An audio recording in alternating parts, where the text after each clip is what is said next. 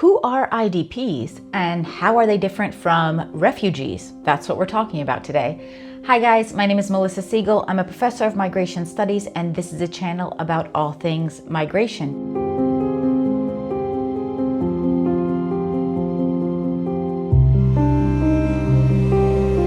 And today we are talking about IDPs, or internally displaced persons. So who are IDPs? So they are persons or groups of persons who have been forced or obliged to flee or leave their homes or places of habitual residence, in particular as a result of or in order to avoid the effects of armed conflict, situations of generalized violence, violations of human rights, or natural or human-made disasters, who have not crossed an internationally recognized border. All right, so this is how they are different from refugees, or one of the ways in which they are different from refugees. Internally displaced people do not cross an international country border. So they are actually displaced within the country that they are from, for example. That can have a number of implications because, of course, these people are often in very difficult situations. They often need assistance. And when they are within a country border, that can sometimes mean that it is harder to get them assistance. Now, when it comes to protection, there are different agencies that can help here on the UN side. So we know that UNHCR helps here, IOM helps here, and of course NGOs and others can also step in. But refugees fall under international law and IDPs don't. So IDPs are the responsibility of nation states because they are still within that nation state and haven't crossed an international border.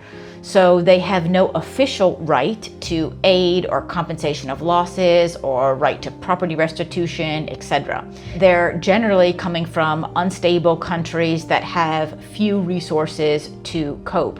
Particularly IDPs from ethnic conflict might face persecution and insecurity at an even higher rate. IDPs also tend to remain close to or become trapped in different zones of conflict. And IDPs who cannot go far are generally also the most vulnerable people. In a situation of violence or war, it is particularly difficult to also get aid to internally displaced persons because of the general situation there. So that can actually mean that internally displaced persons can often be in an even worse situation than refugees because it can be so hard and so difficult to often get assistance to them. There are also a number of other challenges when it comes to IDPs. So we have monitoring challenges. Populations are constantly changing and moving. They might move from one place to another, but then have to move again. So you can actually see multiple displacements within the same country.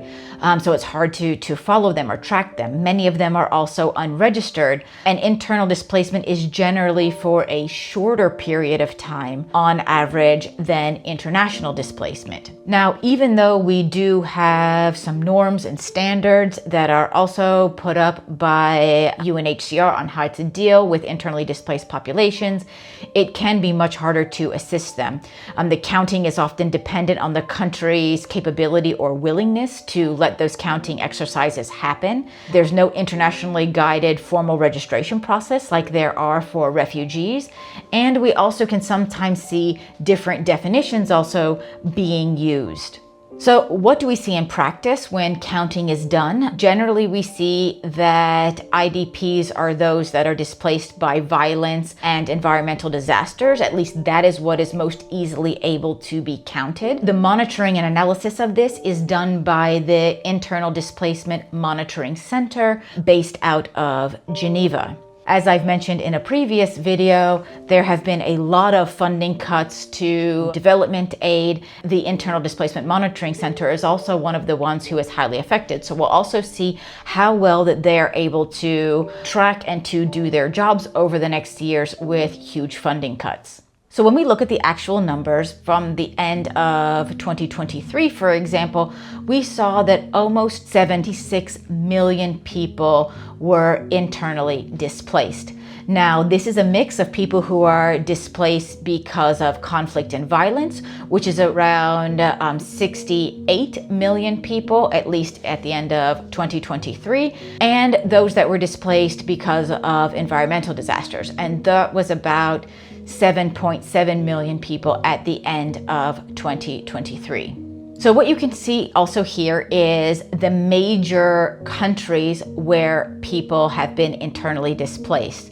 So the 5 top countries for internal displacement currently are Sudan, Syria, the Democratic Republic of Congo, Colombia, and Yemen, and they make up a significant proportion of those who are internally displaced. And unfortunately, what we're seeing is that these numbers are just rising over time. So 2 of the most important internal displacement situations at the moment are actually coming from Sudan and what has also been going on in the Palestinian territories.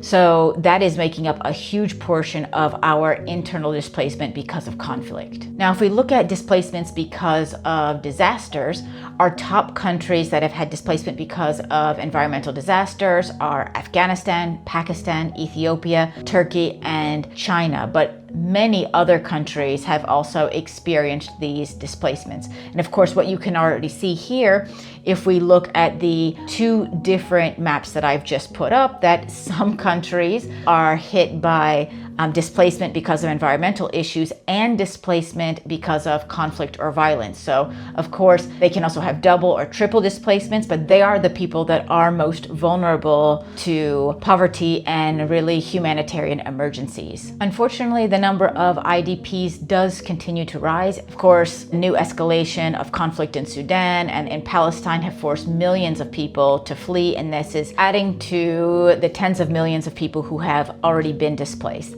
But at the same time, we're also seeing an increase in, earthquakes and flooding and tsunamis and other types of natural disasters that are also leading to increased displacement of people. And as I mentioned before, we're seeing that in many of these situations, we're having overlapping displacement situations. So you can look at hotspots, for example, in the Middle East, but particularly in sub-Saharan Africa, in East and West Africa, where we are seeing these areas being hit doubly by conflict, displacement, and environmental displacement. So really concerning situations in these areas. Now, I hope that just gave you a quick overview of understanding who IDPs are, or internally displaced persons, and what the situation looks like around the world today with regard to this type of displacement and how it also differs from refugees. Now, if you found this video useful, of course, feel free to share it around. And if you haven't done so already, make sure to like the video, subscribe to the channel, and hit that notification bell if you haven't done so, to make sure that you don't miss any of the videos we upload on a regular basis on different migration issues. And I definitely hope to see you next time. Bye-bye.